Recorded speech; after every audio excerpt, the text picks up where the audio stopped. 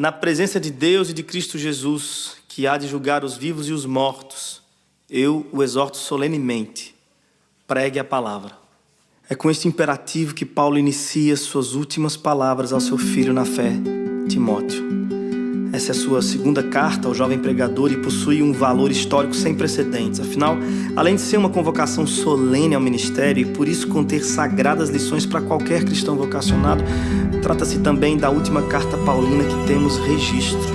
Ao que tudo indica, este foi seu último documento. Estamos mesmo diante das últimas palavras do apóstolo Paulo, não apenas a Timóteo, mas ao mundo. Como chega ao fim dos seus dias um homem de Deus? Quais as circunstâncias que o rodeiam em seus momentos finais? O que o leva a escrever essa carta ao seu amigo querido, ao seu filho amado? O pedido de Paulo não poderia ser mais solene. Pregue a palavra. Este é o resumo de absolutamente tudo que Paulo vem dizendo a Timóteo desde o começo dessa carta. Não é uma carta qualquer, é uma convocação última e urgente para que Timóteo se erga de suas limitações e de seus temores e assuma o lugar de seu tutor. Uma vez que Paulo está mesmo chegando ao fim de sua jornada ministerial, é hora do jovem Timóteo se erguer com ainda maior compromisso e valentia. Paulo diz se lembrar das lágrimas sinceras de Timóteo e da fé não fingida que ele recebeu de bom grado e acolheu no peito por meio da fala de sua mãe e de sua avó Lloyd. Deus não nos deu espírito de covardia, mas de poder e amor e equilíbrio. Foi o que Paulo lembrou a Timóteo no primeiro capítulo dessa carta, enquanto fazia referência à santa vocação que Cristo nos fez. Evite conversas inúteis e profanas, enfatizou Paulo no segundo capítulo. Fuja dos desejos malignos da juventude. No capítulo 3, Paulo se recusa em esconder de seu discípulo a face escura do ministério e diz sem medo: todos os que desejam viver piedosamente em Cristo serão perseguidos. Tu, porém, permaneça nas coisas que aprendeu por meio das Escrituras. Pregue as Escrituras. Esse é um mandamento tão solene que as testemunhas convocadas diante das quais Paulo ordena a Timóteo que pregue são Deus e Cristo Jesus. Alguns já haviam questionado o ministério do jovem Timóteo, mas não era hora de se entristecer por isso. Pregue a palavra. Outros já o haviam ridicularizado por seguir um pobre coitado feito Paulo, sempre perseguido. Mas não era hora de se envergonhar. Pregue a palavra. Alguns chegam a sugerir que a própria personalidade de Timóteo seria também uma barreira, possivelmente tímido, inseguro, mas não era hora de se ensimesmar. Era hora de se expor e pregar a palavra em tempo ou fora de tempo. E é como se Deus segredasse ao ouvido de Paulo sobre os dias que viriam, os dias de hoje. E aí Paulo vai dizer: Timóteo, vai chegar o tempo em que não suportarão a sã doutrina. A verdade causará coceira nos ouvidos. As pessoas vão atrás de pregações inofensivas, vão configurar pregadores que lhes afaguem o ego, que troca infeliz a dura verdade pela suave mentira. Fábulas e mitos podem emocionar, mas são incapazes de nos salvar eternamente. E é por isso que Paulo insiste: Timóteo, eles podem, você não. Seja sóbrio, prega o verdadeiro evangelho e vem sofrer comigo, feito um soldado nas trincheiras de uma guerra. O abandono em massa do evangelho e o fracasso coletivo de boa parte dos primeiros convertidos não eram as únicas razões pelas quais Timóteo deveria se posicionar em favor de Cristo, assumindo sua vocação. Outra razão, oferecida por Paulo, era sua morte iminente, ou como ele gostava de figurar, sua oferta de libação. Os rituais de sacrifício praticados no Velho Testamento incluíam essa tal oferta de libação, que seria o momento em que o altar sobre o qual os animais eram sacrificados seria lavado por algum líquido, geralmente vinho ou óleo. O aroma perfumado destes líquidos denunciava que já estava chegando no fim da cerimônia. Essa foi a figura usada por Paulo para descrever sua morte. Ele não desenha essa tela com cores densas, escuras, mas com o vivo vermelho de um vinho sendo aspergido. Não tem cheiro de medo ou luto. Sua morte tem cheiro de vida e festa. As rimas não são azedas e melancólicas, não. Sua morte rima com o doce do vinho. E este é precisamente o convite de Paulo a Timóteo: vem sofrer comigo.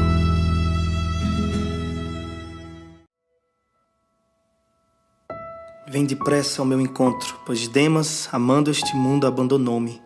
Crescente foi para Galácia, Tito para Dalmácia, só Lucas está comigo. Traga Marcos, ele me é útil. Traga uma capa e meus livros. Veja o risco que Timóteo está correndo. A convocação solene de Paulo mais parece com um náufrago à deriva, insistindo sorridente. para que um marinheiro abandone a segurança do navio e se lance com ele no mar. Vem depressa, Timóteo. Abandone suas frustrações, suas inseguranças. Não há tempo a perder com questões banais sobre aprovação. Nem espere lá que te aprovem tanto assim. Vem depressa. E por que a pressa? Paulo vai dizer que, em primeiro lugar, Timóteo deveria se apressar porque Demas o abandonou. Amando o presente século, o abandonou. Esse é o mesmo Demas que foi citado na carta de Colossenses ao lado de Lucas, certamente um companheiro na jornada paulina. Depois ele foi citado novamente em Filemon como um cooperador de Paulo. E aqui ele encerra sua jornada recebendo o pior dos adjetivos para um cristão: fujão. Agora vejam, se Demas abandonou o evangelho por amar aquele século primitivo, quais seriam as nossas chances? Como me certificar de que eu também não seja tomado como um desses que cooperam na causa nobre do evangelho, mas fogem na hora da morte? Feito aqueles que seguiam a Jesus, mas se recusaram em comer de sua carne e beber seu sangue. Como Timóteo permaneceu? Como eu poderia permanecer? Paulo lembra a Timóteo, ainda nessa carta, que seu sucesso não estaria garantido pela força de seu próprio braço, mas na graça, no favor imerecido de Cristo. Foi por essa graça que Pedro bradou uma das afirmações áureas da fé cristã: como eu poderia fugir? Para onde mais eu iria? Só tu tens palavras de vida eterna. E o abandono de Demas não é a única razão pela qual Timóteo precisa se apressar. Paulo vai continuar dizendo que Crescente foi para a Galácia, Tito para a Dalmácia, e nesse caso não se trata de abandono de fé, se trata de desdobrar-se em tantos quanto se podia, a fim de atender uma demanda gigante. Os campos estavam brancos e poucos eram ceifeiros. E os poucos que ali ainda se mantinham fiel ao evangelho se desdobravam. E é por isso que Paulo diz: vem depressa, Timóteo. Eu sei que você está cuidando aí da igreja em Éfeso, mas sua presença aqui é muito necessária. Eu já enviei Tíquico para assumir seu lugar. Vem porque os campos estão brancos. Embora eu tenha crescido na igreja, nunca vi missionário nenhum dando testemunho de que seu campo de trabalho está cheio de mão de obra. É sempre o contrário que se vê, porque é assim que se faz a obra de Deus, em absoluta dependência, rogando ao Senhor da Seara que envie trabalhadores depressa. A obra de Deus sempre vai ser maior do que me julgo capaz de suportar. Veja Paulo, por exemplo. O grandioso Paulo era falho e por vezes inflexível. No começo de sua relação com Marcos, não teve paciência para suportar os milindres do jovem Marcos. Mas aqui, no final de sua jornada, como um de seus últimos desejos, pede a Timóteo: traga Marcos com você, ele me é útil. A obra de Deus é feita por gente falha como Paulo, mas que ao modelo de Paulo se deixam persuadir pela ação do Espírito Santo através do tempo. Algum Paulo já te machucou por aí? Perdoe, dê tempo ao tempo. Algum Marcos já lhe tirou do sério? Espere e vê bem se ele não termina sendo, no fim das contas, útil para você na jornada cristã. Toda essa solidão paulina fica ainda mais evidente na próxima frase: traga-me uma capa e não se esqueça dos meus livros. Paulo está só, sente frio, sente falta. E que eu preciso lhe perguntar seriamente: você quer esse evangelho? Talvez tenham mentido para você, lhe prometendo um evangelho de glamour, mas olhe bem aqui, o maior missionário da igreja está terminando seus dias assim, preso, com frio e pedindo para que alguém lhe traga pelo menos alguns livros. Lembre-se de Cristo na cruz, sentindo falta não de qualquer outra coisa, mas a falta do próprio Pai. Você quer esse evangelho? Mesmo sabendo que está correndo o risco de tomar a mesma trilha e terminar seus dias pedindo para um amigo distante: traga-me uma capa e alguns livros.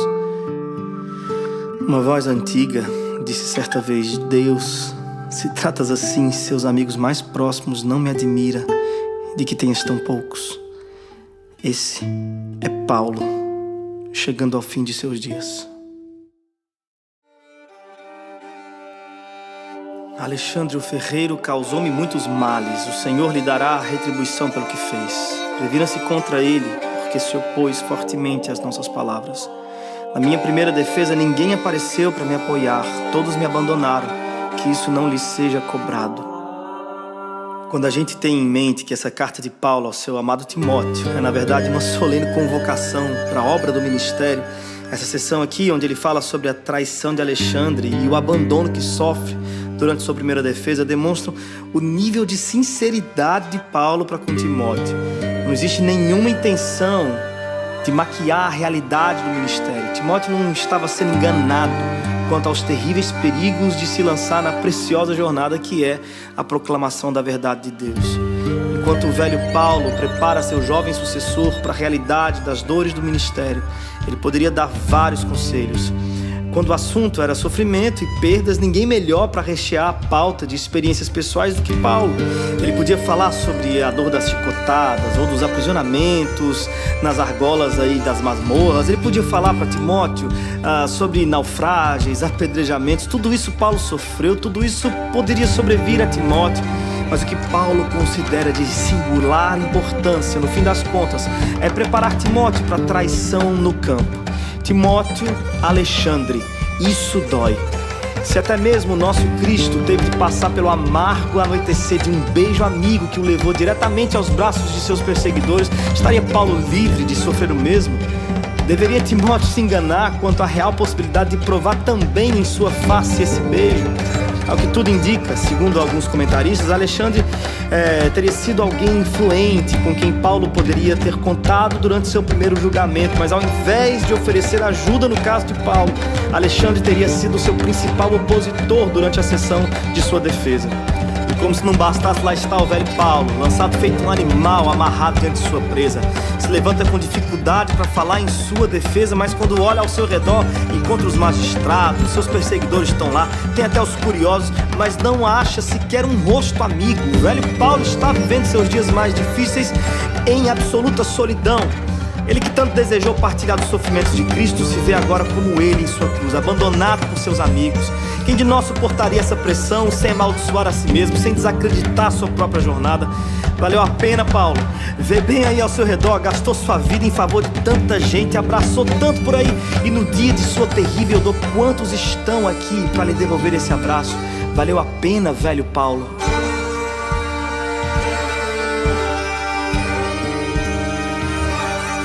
E a pergunta volta para você: você quer esse evangelho? Olhe bem para esse texto e me responda: quer mesmo correr o risco de chegar nos últimos dias de sua jornada como o velho Paulo, como seu Cristo? Olhe bem, veja bem, se você começar a se envolver demais com esse negócio de igreja, de Cristo, de evangelho, você vai ter que começar a perder algumas coisas que qualquer um considera em grande estima. Se seu envolvimento chegar até o pescoço, é possível que perca alguns amigos, talvez aquela promoção tão sonhada na carreira profissional, porque as ideias do evangelho vão bagunçar sua cabeça de uma forma bem estranha a princípio. E você corre sérios riscos de ter de reconfigurar sua postura pública e privada. Você quer esse evangelho? Se chegar ao ponto de envolver-se até submergir no oceano desse evangelho e já não saber mais quem é você e quem é Cristo, aonde começa Cristo em você e até onde vai você em Cristo, você pode chegar assim ao ponto de estar sozinho e escrevendo para algum amigo distante: ei, me envia aí uma capa e alguns livros. Mas as Escrituras garantem que não é possível de forma nenhuma que você chegue ao seu último dia sem a presença do mesmo Cristo que lhe encontrou, com o mesmo olhar compassivo que lhe acolheu. Paulo continua o texto dizendo: mas o Senhor permaneceu ao meu lado e me deu forças para que por mim a mensagem fosse plenamente proclamada. O Senhor me livrará de toda obra maligna e me levará a salvo para o seu reino celestial. A Ele seja glória para todos sempre. Amém. O convite do velho Paulo ao seu amado Timóteo não era para se jogar em absoluta insegurança no mar revolto, afinal de contas, não. Era o oposto. O convite de Paulo era para que Timóteo subisse ao navio mais firme. Aliás, que subisse na rocha inabalável que é Cristo. Por isso a insistência. Timóteo, eles podem regredir, pode acontecer de aquele lá te trair e o outro te machucar. Na verdade, vai acontecer de muitos virarem as costas para o evangelho que você proclama. Tu, porém, permaneça firme. Timóteo, eles podem, você não.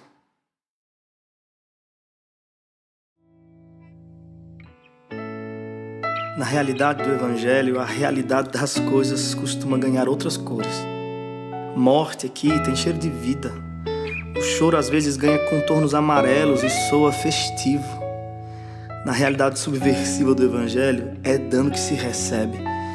Eu sei que você tem sido treinado para reter. Sucesso para a gente é retenção em massa.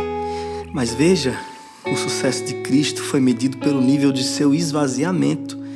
Enquanto Paulo está, aos olhos de todos ali no tribunal, sozinho, abandonado, sujo, doente, ele vive, na verdade, seus momentos de maior alegria. Ao relatar esse episódio, ele deixa escapulir uma pequena e bela canção de louvor. A Ele seja a glória para todos sempre. Amém. Ele nunca esteve tão bem acolhido como em sua solidão. Na realidade do Evangelho, a realidade das coisas costuma ganhar outras cores.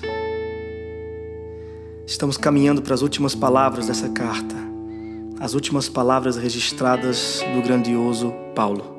Aliás, do pobre, coitado e aprisionado Paulo, porque na realidade do Evangelho, a realidade das coisas é outra.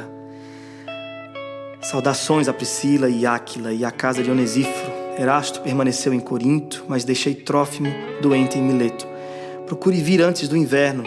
Eubolo, Prudente, Lino, Cláudia e todos os irmãos enviam-lhe saudações. O Senhor seja com seu espírito, a graça seja com você. Como chega ao fim de sua jornada um homem de Deus? Paulo chegou assim, aparentemente sozinho, mas nenhuma gota de amargura no peito. Antes, saudações e gratidão sendo exaladas por meio de suas palavras. Ele faz menção de amigos queridos com quem dividiu momentos importantes na fé. Priscila e Áquila, que haviam partilhado a estrada missionária com Paulo em ocasiões passadas. Onesíforo, que já foi mencionado por Paulo como alguém que o animava muito. Cita Erasto também, possivelmente tesoureiro na igreja em Corinto, uma igreja que parece ter demandado muito da atenção do apóstolo. Como chega ao fim um homem de Deus? O que Paulo está se ocupando em fazer nos últimos momentos de sua jornada? Bem, Paulo está fazendo aqui o que fez durante todo o seu ministério. Ele está pensando nos outros. Deixei Trófimo doente em Mileto. É quase como ver a Cristo ali no madeiro, em grande dor e agonia, mas ainda assim reservando algum momento para cuidar de sua mãe e de seu discípulo mais novo. Filho, eis aí a tua mãe. Mãe, eis aí o teu filho. Cristo entregou o coração partido de sua mãe aos cuidados de João. Paulo entregou o doente Trófimo aos cuidados de seu discípulo. Quem de nós pensaria em mais alguém na hora de sua dor? Paulo pensou. Cristo também. Porque na realidade do Evangelho, a realidade das coisas costuma ganhar outras cores. Paulo ainda arranja espaço para citar cuidadosamente nomes daqueles que, muito provavelmente, são seus últimos frutos. Eubolo, Prudente, Lino, Cláudia e os irmãos todos. É como quem diz, se você chegar aqui, Timóteo, e eu não estiver mais, procure por esses novos convertidos. E aí nós chegamos, de fato, no fim. Para quem acompanhou a jornada cinematográfica de Frodo e a Sociedade do Anel, lembra muito bem da cena comovente que foi a despedida desse pequeno e corajoso hobbit com seus amigos.